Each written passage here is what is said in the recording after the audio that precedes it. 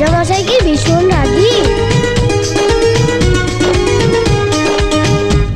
ওরে বাবা, রাজামশাই ভীষণ রাগী, জানলে দেবে ফাঁসি।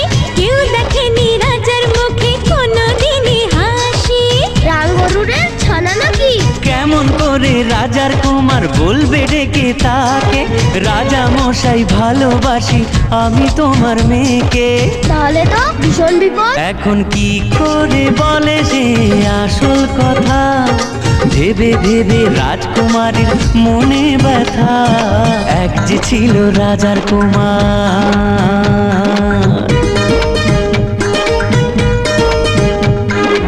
ওদিকে সেই অন্য দেশে রাজার কুমার এসে বিয়ের কথা বলতে এলো হবু জামাই বেশে। মনের দুঃখে শ্রাবণ এলো রাজকুমারীর চোখে।